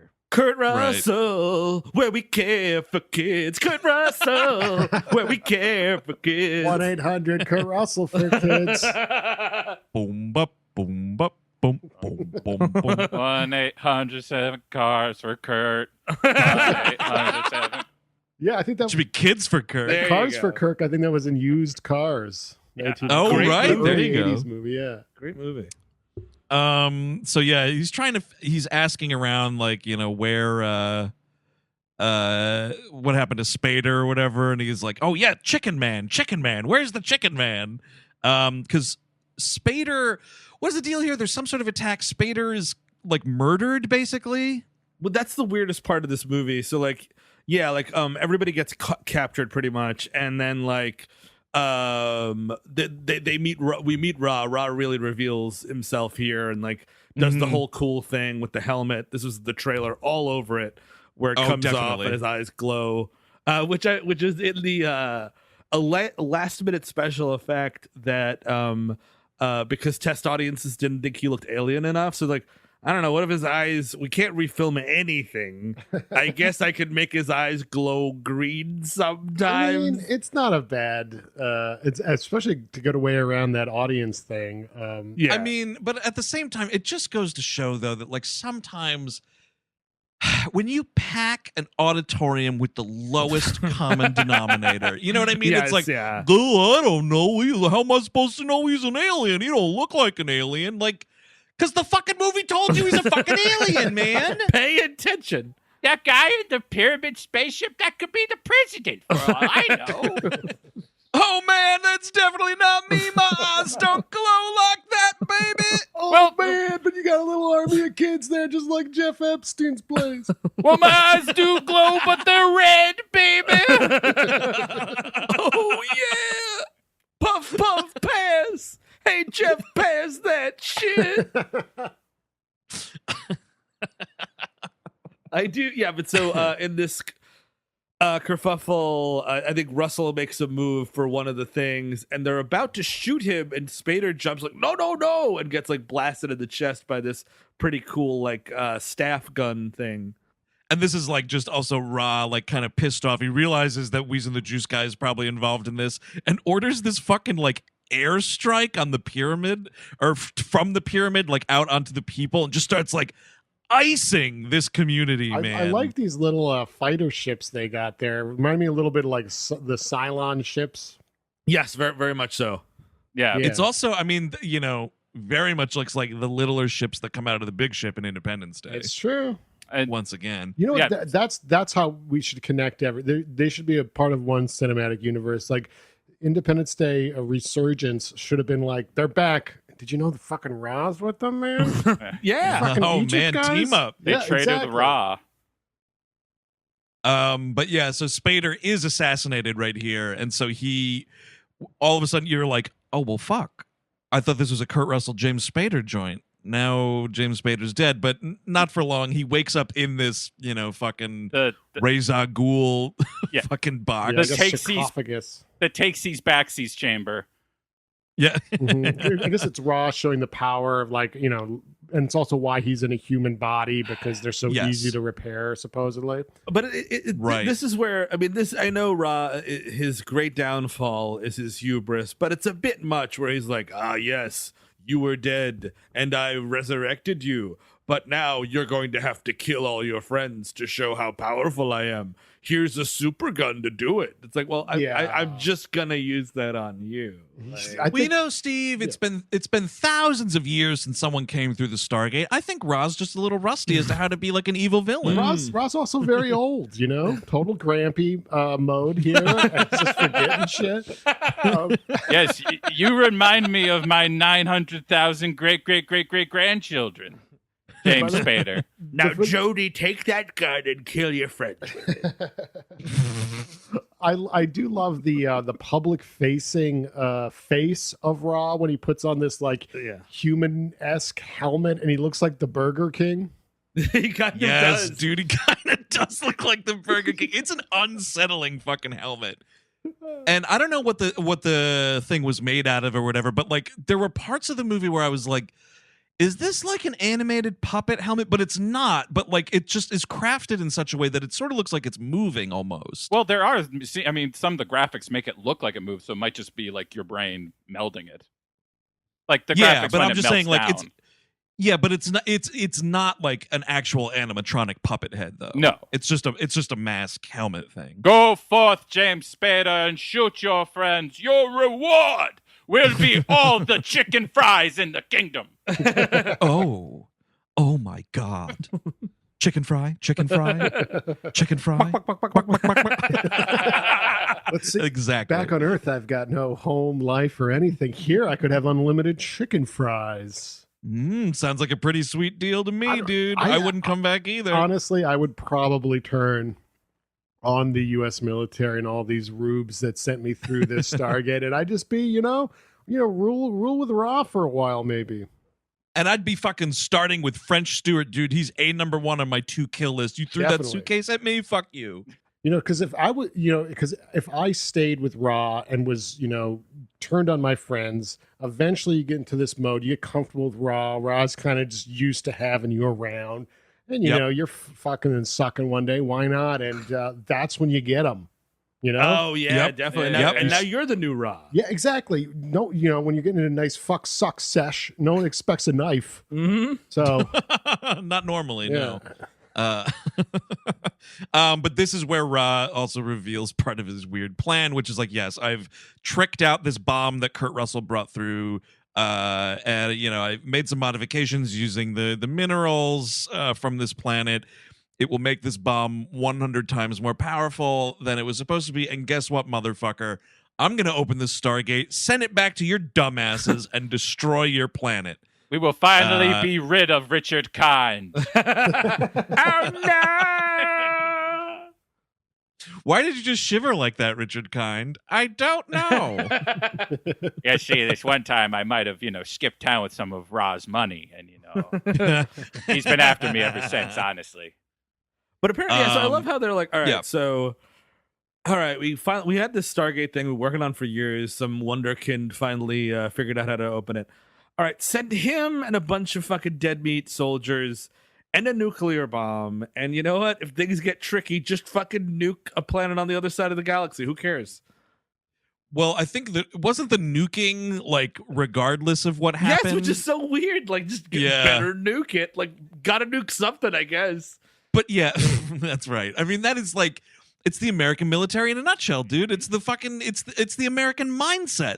Here's an unknown thing. Better bring a bunch of guns and fucking destroy it, before I can learn anything about it, right? And I was thinking the same thing. It's such an insane notion of here is this great discovery that can take us to the other side of the universe almost instantaneously. better blow it up. Wait, You know, oh man, you think some fucking aliens are gonna come through and trample on our freedom? Fucking blow it up. we don't like competition. Yeah, Well, we could learn. No, we don't do that. That the L word, we don't do that. We What's blow a shit up. What? Who taught you that? You know, that was supposed to be with the reading and writing. Stop that. It's honestly the most unbelievable part of that Independence Day resurgence, because in that movie, and I think it is a cool detail, that they, in the years since the first film, humanity like took the alien technology and like, you know, adapted it into our daily lives and our technology and whatnot. Pretty cool idea. Definitely would not fucking happen. No. Right? Definitely. Oh, you better fucking blow that spaceship to pieces. Yeah, absolutely. Can't have a bunch of fucking cars flying around and curing cancer and all that. You using a flying car? What are you, an alien, motherfucker? Ra, I'm going to be ruled over by somebody named Ra. Yeah, okay. I'm not going to be. Thank you very much. I'm not going to be ruled over by an animal growl. But Spader turns on Ra in a huge shocker. It's kind of like at the end of Fahrenheit 451, where they're like, okay, your life is going to be ruined. Now burn your beloved books. And he's like, I'm gonna burn you? Like, that's you just handed me a fucking I'm in jail. I'm about to go to prison for the rest of my life, and you handed me a flamethrower. Got it. So thanks for this flamethrower, but instead of burning this book, I'm going to burn all of you right Did now. anyone order fried sauerkraut? Yeah, so he turns on them, and at this point, the kids come. They now become the army of child soldiers. They have guns, and they kind of like let them escape, basically. And Ra's like, curses! How did that fall back on me somehow? Right, and this is because they've all been motivated because Shauri, the woman, actually decides like, all right, fuck this, tells the story of where they came from and who they are and all of this stuff, and makes them realize like, yep, they're just descended from Egyptian slaves that this motherfucker took through the Stargate and just forced them to be this mining society. Right. So they are more than motivated to break up this public And execution. they show Wheezin the Juice Guy, like one. Maybe this is a little later, but they show Wheezin the Juice Guy, the one of the dead of the guards that are supposedly like gods, and it's just a dude in the helmet. Yeah. Yeah, which is a nice, like, you know, Wizard of Oz curtain pullback thing. Like, oh yeah, you think this is a god that's been fucking with us? Look, it's just popular male model Djimon. He's very attractive, but he won't harm you. You know, that's actually a good point. Like, this is a good-looking fella. If they like, oh fuck, that's what God looks like. Obviously, what are you doing? We're not rebelling. That's what God looks like. Exactly. But so yeah, they're all gonna be executed and everything. We're prepping this like bomb to go through the Stargate. I do love this was another great moment. So like the sneak attack scene, I love, where it's like, you know, they're all there. You think they're all of their like raw soldiers or whatever. And then like these other dudes, like they just look like villagers, you know, with cloths over their face or whatever. And you know, whoops, pull that back. And one of them is Kurt Russell. And I love how you doing? And then just starts firing. Oh, it's fucking awesome. This is when you get some. He's got that. He like winks at somebody at one point, and then later it's the same. It's how you doing, wink. Yes. Yeah, the wink is right there. It's like It's like seeing. Like if Kurt Russell in this movie up until this point is like a turned off Christmas tree, right? And it's like you're looking at it and it's like, well, it's still this cool Christmas tree. All these ornaments are there and whatnot. But then like you power up that Christmas tree. Whoa, now we're talking like this is Kurt. Now he looks like Kurt Russell. You're like, oh, fuck, it's Kurt Russell. He just needed to see blood fly out of people that wasn't his son. And then he's like, oh, yeah, I forgot. I love killing, actually. I mean, it is sort of, I mean, the part we're skimming over, which is, it's fine. It's just sort of like, this is when we're kind of like figuring out what our plan's going to be. And Kurt Russell's like, I want to get the nuke and I'll nuke the whole planet and we'll die together. And like James Spader's like, well, all of our sons are dead, so obviously we all want to die, right? He's like, no. All of our sons are dead, Kurt Russell? I don't have a son. I want to live. That moment of heart there's some line where it's just like, well, like, I want to live, your men want to live, It's just a shame These that people want to leave. Yeah. It's just a shame that you're in such a rush to die or whatever. Yeah, it's a cool line. It's kind of a good Spader line. Yeah, I like that one. It definitely works. I mean, Spader is good. I'm glad he got another house out of this movie. The decoding of the 7th symbol, by the way, they had found out all the 6 constellations to go back with the Stargate, but one was broken off. Right, and it's the symbol for where they are, and they finally figure it out. And it's just so fucking dumb. It's like you could have figured this out earlier because it looks like the other symbol, but with the other moons because there's more moons. It's like, the Earth one is the pyramid and a sun above it, and this one is a pyramid with 3 moons above it. And it's like, well, you've been outside. You saw the moons. You saw that it was a little bigger than Star Wars. You know, they had 2 suns, and we have 3 moons. Look, I'm sorry. I just got evicted, and my brain hasn't been in the right place. Hey, Roland. Hey, bud. Just saw the new Stargate film. Pretty cool. Couple of things, though. Putting star in your title. Yeah, that's a lawsuit. Also, I don't know, man. Alien planet with multiple moons? Oh, and you say you've got a plucky young hero with shaggy blonde hair. Interesting. Oh, and is that hero evicted? Because that's what you're going to be if you keep this shit up, Roland. And look at this. You hired Kurt Russell, who I said to get fucked when he auditioned for Han Solo. Oh, interesting. Is that true? I think he auditioned for it. Maybe I'm wrong. Maybe I'm thinking of Indiana Jones. Ooh. In either case, he would have been fine in either role. I mean, obviously Harrison Ford, but you know, Kurt Russell rules, as we say on this very program. Absolutely. So yeah, we're having a fight here. Shouri in some way gets assassinated in the melee. She gets got again by these fucking cool staff lasers or whatever. And there is this weird, like, it's like an elevator up to the other ship, but it takes forever, and you have to disintegrate yourself to do it. It's like, I don't know, dude, how about a stairwell? Like, you know, like, it just seems a bit too risky to just go up 38 feet. Well, it acts a lot like the fly contraption. Yes. Except for, like, you saw the fly, right? So if there's any dust in that thing, you're just going to turn into a monster being.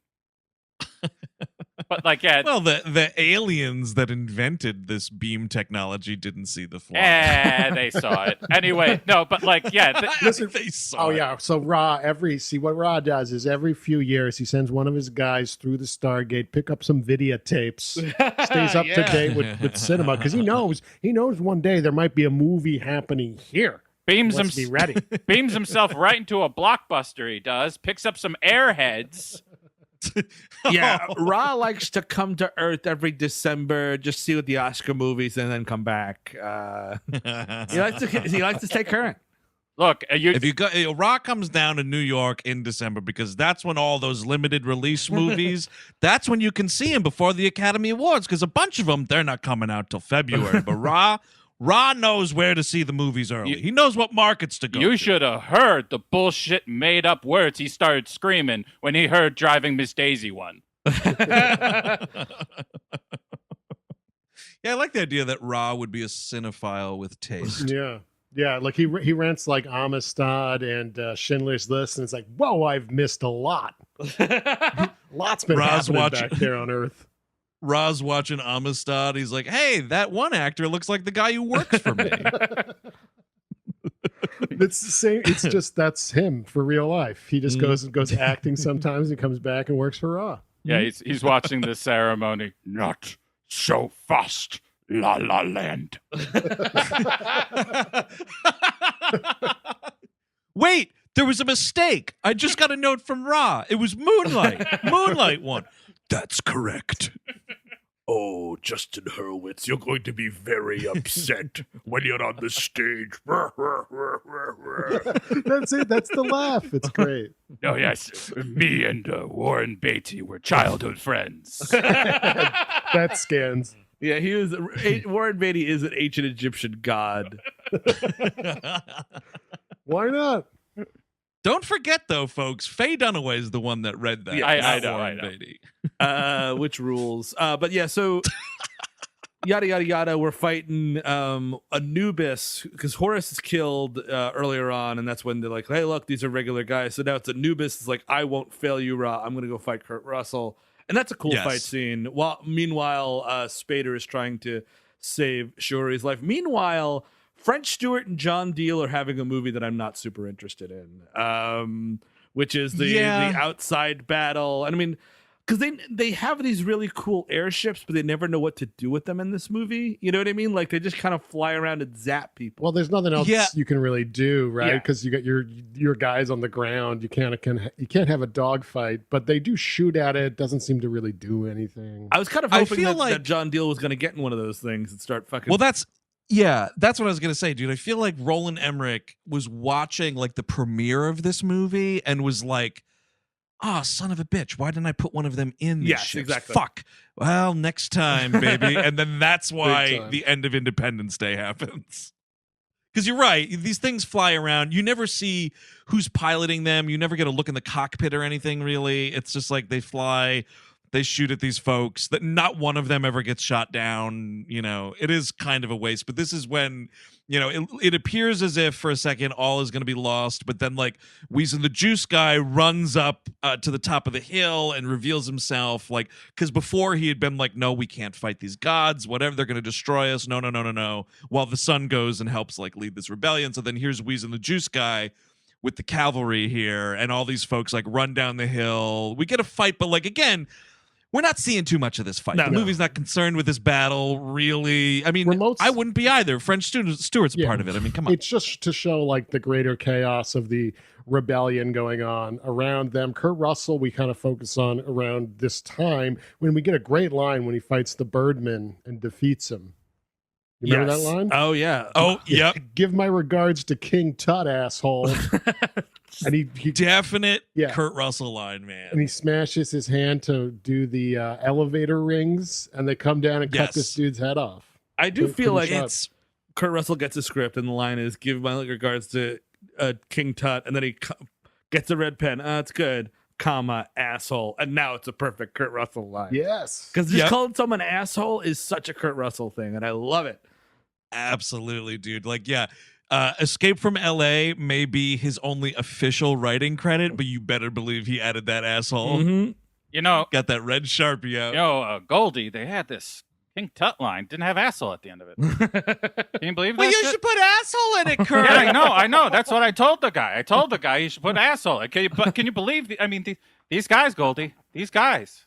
Well, so Kurt, did you get to call him an asshole or not? I did, honey. I know. Yes, I did, honey.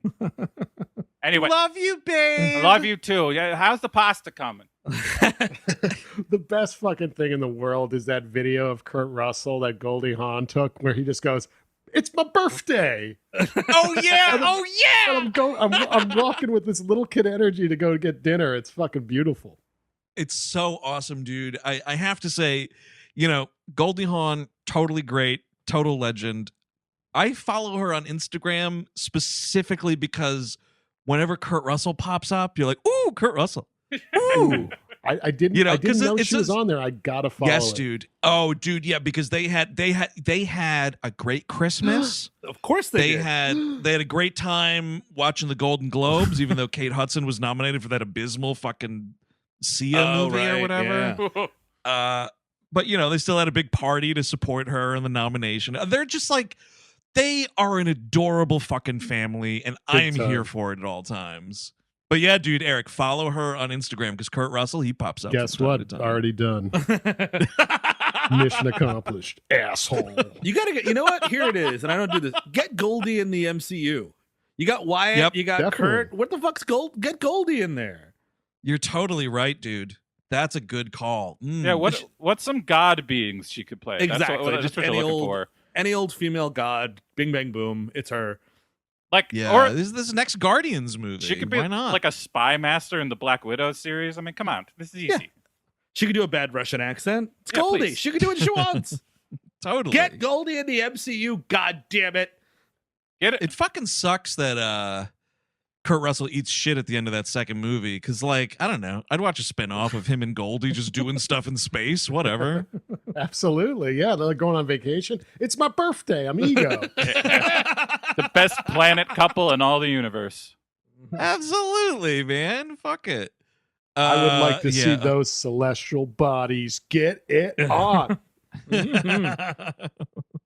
Absolutely. Yeah, the fucking head cut here, the head rip or whatever, and you just see like movies so rarely give you the fucking look from underneath a decapitated head, because this thing's just on the floor. You're seeing up this dude's fucking throat hole, man. It's kind of unsettling. It is. And meanwhile, Ra has this very vague power. When his guards fail him at one point, he does this brain scramble to one of them. And then when Spader brings Shuri up to get healed, she's healed. Ra's had enough, and he starts to scramble. He starts to do a little brain scramble on Spader. Yeah. Spader's not having it. What's great about that reveal too is Ra's just up in his apartment, like kind of command this battle, and suddenly Spader walks through his house, and he's like, "What?" Yes. Yeah, dude, that is kind of a great thing because he's just in the background, like shuffling quickly to get her like into the Reza Ghul sarcophagus or whatever to revive her. And he's just like, the fuck? Was that James Spader in my house? With his shoes on? What the fuck, dude? You know how old these fucking rugs are? Get your feet off. There's sand and everything now. Thanks. There's a fucking mudroom. We have a mudroom. Scrape and stomp. Don't just, brush it. I mean, first of all, you never want to be in your own home and have the thought, was that just James Spader behind me? Oh, dude, that's the last thought you'll ever have. Exactly right, dude. Jack's back. Oh, yeah. That movie? That's a weird movie. From the director of Roadhouse, I believe. Two James Spaders for the price of one. I gotta watch that. I mean, again, like that's It's not good. Oh, Weird good. one. Yeah, Even better. Yeah. And that's the James Spader that horny Yep. and fucking weird and scary. That is James Spader to a T. Can you imagine though, Steve? Ultron the flavor... was kind of horny in that movie, right? Was. Like it's just Absolutely. just a little bit. Yeah. I need to eventually rewatch those because I remember liking Ultron way more than the Avengers, and everyone thinks that's wrong. But I think it's because of the Spade effect. Mm-hmm. Oh, definitely. Yeah, I mean, Spader in that movie, man, is kind of all I really remember about that movie. Yeah. Oh, well, that's what I was gonna say, Steve. Can you imagine like the flavor of this Stargate gumbo if he's playing like this character, like his character in Crash or something? Much different movie. Here, I'm just gonna lay on this this metal thing for a while, and oh god, you said you dented this once. Oh yeah, oh good. Oh yeah, oh yeah. It would be great if as he's running around Ra's house, Elias Codius shows up and they just start making out. Ooh, yeah, definitely. That would rule, man. That would rule. It would rule fucking school. So yeah, he how does he escape the brain scramble? He used the elevator thing again. This elevator thing is very prevalent in the third act. Well, it's the same. I think it's the same go, isn't it? They're like laying on it or something, and Kurt Russell activates it, and it does kind of like a switcheroo, I think. Yeah, it sends the head up, and it sends Spader and the girl and Shuri down. The rings are like coming in between Ra and Spader. Like that's what makes him have to pull back. I think is that the rings. Right. And then it's kind of they're like, oh my god, the nuclear bomb can't be stopped. What are we gonna do with it? I'm like, you got the thing right there. Like it is kind of hilarious because even the movie gets it because they're like. They say, I've got an idea at the same time. Like, of course, it's the only thing you could do. It's nice watching a movie and like right at the end of the movie figures out how to end itself. Yes. And you're like, you're watching it in real time. Like, oh, the movie just figured it out. Look, good job, movie. It's cute. The action comedy elements, when they land in this. They do. And he pretty much, blowed him up. I mean, I really liked the whole visual of this pyramid, like having already left the planet's atmosphere, this thing is like in space, and then the whole column transporter thing, like sticking out of the bottom of it, and then just the explosion in space. Like this whole thing looks rad as fuck. And you get alien face for a second going, fuck. As he, Son of a bitch. I should have locked the elevator door. What the fuck? Yeah, definitely got to do that, man. Fuck, that son of a bitch didn't wipe his fucking feet in the mudroom. Oh Fuck. no, I won't see if Pulp Fiction wins. No. I mean, that's the thing with Raw is he's been like living that life of leisure for so long. He's not prepared for another real conflict. No. No, not at all. Totally caught with his pants down. Also, what the man, fuck's if he were wrong? wearing them? What the fuck is wrong with dying, Raw? Like, what's the big fucking deal? Like, you've been alive forever. Why not die? It's a new thing. Well, Eric, they say that power is awfully addicting. Yeah, but so is death. No one came back to complain, Chris. That's absolutely true, Eric. That's a good point. You can't. So he's blowed up, and it's kind of, it's the end of the movie here, and it kind of ends not abruptly, but pretty quickly. Everybody's just kind of that. Everyone's got their coats on, ready to go home, and Spader's like, "Nah, I'm gonna hang out here for a while. By that I mean forever." I can't get laid on Earth, so I'm gonna stay here. I think part of it is the housing situation. Right, the housing market on Earth. My God in heaven. Yeah, but I can live on this planet, sleeping with this Shahuri, and my father-in-law is Wheezin the Juice Guy. That's not too I shabby. am positive. Give that. If there is a Stargate 2, you come back and Spader is basically the new Ra, and he's just like he's got that place fucking wired. They got to kill James Spader. I like this idea, and they sent Richard Kind as like the nebbish scientist to help. I'll help kill him. I'll help kill him. Yep, you've lost control, Jackson. Finally, the guy who humiliated me at the start of this whole project is going to get his. Excellent. Let's go. It's Richard Kind with a shotgun. Did anyone? Did anyone else brown bag of lunch or just me? Has there ever been a movie where Richard Kind has held a firearm? That would be an interesting bit of trivia. Probably. I mean, I'd love it. Probably Yeah, some home videos with George Clooney. Oh, definitely. Best buds, famous best buds. Totally. I mentioned at the start that this was supposed to be 3 movies, I think, and part of the second one was that Spader opens the Stargate and returns to Earth because there was some situation or something. So sure. Yeah, they didn't say whether or not he was the leader of the planet now or anything, but he did return to Earth, something very Cocoon 2, if you will. Yeah, good point. Yeah, so sex vacation, is that the idea? I am coming back for sex tourism. I'm actually coming back. It's December. I just want to catch some Oscar movies and kind of bolt out of here again. I brought my father-in-law Wheezin the Juice Guy so he could go to a 7-Eleven and get a Slurpee. no, yeah, even I call him Wheezin the Juice. He doesn't. No, he doesn't mind it. He's cool with it. Yeah. So Russell goes back, and this is just a great Kurt Russell as the final line of the movie. He just goes, I don't remember exactly. It's see you later, Dr. Jackson, or goodbye, Dr. Jackson, or whatever it is. Yeah. And Kurt Russell goes through the Stargate. You see the same transport effect, of Kurt Russell going through, and then he doesn't go through the other side. It just goes to the end, which is I love it. Man, for a movie like this to not have an obnoxious epilogue of some kind, well done. I will give it that for sure. It's a nice ending. It's because you're ending on a really cool effect. That's a good idea. Yep. And it's an effect that's also not overused. I feel like that's another. If we were going back and forth through this fucking thing, which is, I'm sure the show is like that, because the show I feel is well, this thing's basically public transportation now. We got multiple Stargates all over the fucking place and whatnot. It's riding the bus. Yeah, exactly. It's totally unspecial. You got multiple episodes of a television show. This still feels kind of neat. It is. Yeah. So, and just a big fat the end. Love it. So I'm going to give you guys some options on some of these movies that might have Richard Kind holding a gun. Okay. Okay. Good. Okay. Thank you. So there's Argo. Which he is in. Ooh, okay. Now he was who was he? One of the Iranian Republican Guard? Yes, absolutely. Yep. He was the head one of those. He was in Sharknado 2, which might have a gun.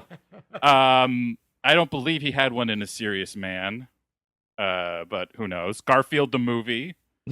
Yeah, he's probably got a gun in that. Yeah. I'm gonna kill that fucking cat. Get over here, Garfield. Eric. I didn't kill my wife. I don't care. Erick, you might know this one. Confessions of a Dangerous Mind. Oh yeah, that's a good one. I don't remember him with a gun in it. I actually don't remember him in it, so I guess you could revisit that. Neither do I. I think that's kind of well. Here, okay. So here is my pick. Santa Paws 2. Yeah, definitely. That's the one I think. We're gonna kill those fucking dogs. Get over here. They've earned it. They took away the one thing I love most, not cute things. So we got some options there. Folks at home, if you know of a motion picture or television show where Richard Kind is holding a firearm, please let us know. But that's Stargate, folks. Recommendations and final thoughts. We'll shoot it over to Stargate first-timer Steve Sadak. It's a light non-recommend for me. It just sort of like, I like the first movie a lot more than I like the second movie. I feel like once we get to the new planet, it kind of drags. The ending is fun, but not super exciting. I just feel like there's a lot left on the table here. It's a light non-recommend. That's where I'm at. Chris Cabin. Recommend. It's a very good hangover movie. I can see that. That is my number one thing with it. It's also a movie that gets by largely on the model work is really good, but the cast is good. Like having Kurt Russell and James Spader in this as your guys really does help this. Like I two other actors I would have bailed pretty early on. I get a feeling. Yep. This one, no, I stuck with it. And it is very rushed towards the end. We're trying to like get out of here quick, but I've seen this like probably like a dozen times, and I'm still like I never like hate it. So I give that credit that I've watched that many times. I'm not bored by it. So yeah, recommend. Recommend.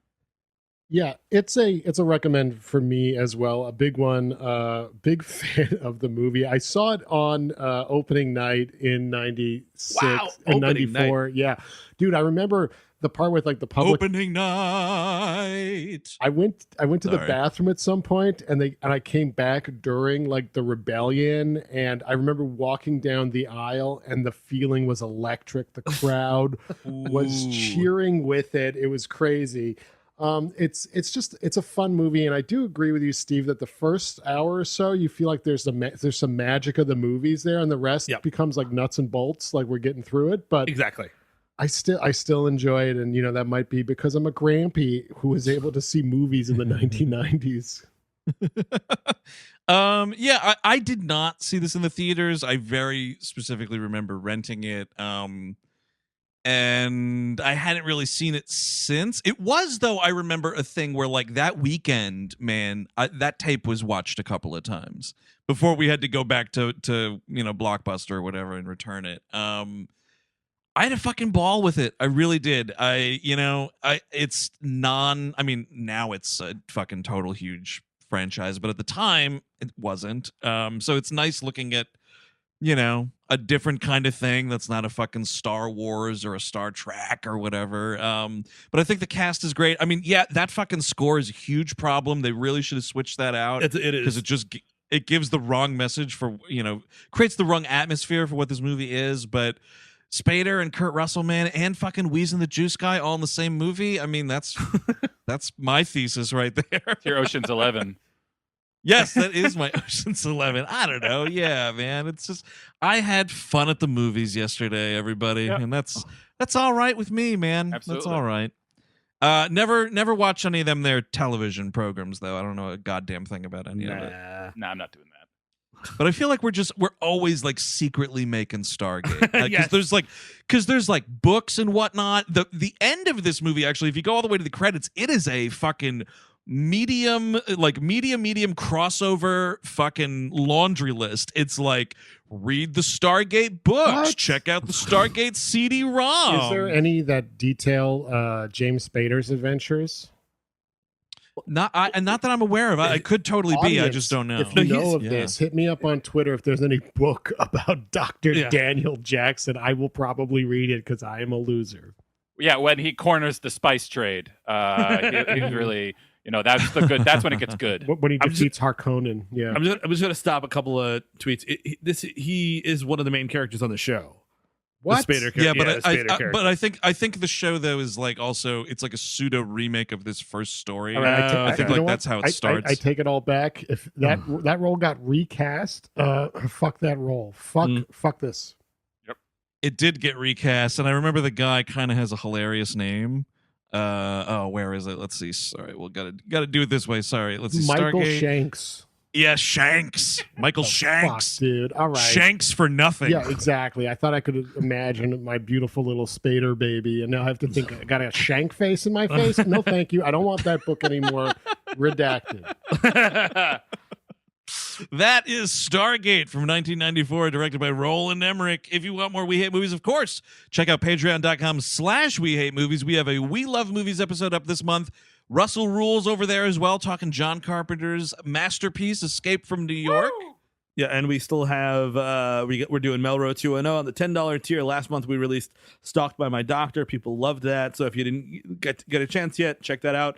Also have the Snyder Cut still up there, 4 hours of that on that $10 tier. We're just fucking stacking that thing. Mm-hmm. Oh yeah, man. And the cool thing is with Once in a Lifetime, our Lifetime recap show, it's only every other month to start out this new venture at least. So you have a whole extra month here to catch up on the Stalked by My Doctor episode before we get into whatever the June selection is. So be sure to check out all the Patreon content there. We got a lot of it this month, like every month, but always on the main feed here. Next Tuesday, there is another episode just rounding the bend. Steve, what are we going to be talking about next week? We are going to be talking about the Simpsons movie, and it's kind of a really... We're going to do a little Jetsons Meet the Flintstones here because you've got Bob Mackey and Henry Gilbert of Talking Simpsons coming on to talk Simpsons. It's going to be really exciting. Now we're the Flintstones in that, right? Because we're like, Yes. Yeah. Oh, definitely. Cavemen. Yeah. Yeah, piggish cave people. Eric, you just scream "Bam Bam." I'm eating a rack of ribs right now. I scream "Bam Bam" when I'm being intimate. Oh my God. So until next week, when hopefully Eric gets intimate, I'm Andrew Jupin. Steven Sadak. Erick Siska. Bam Bam. Take it easy.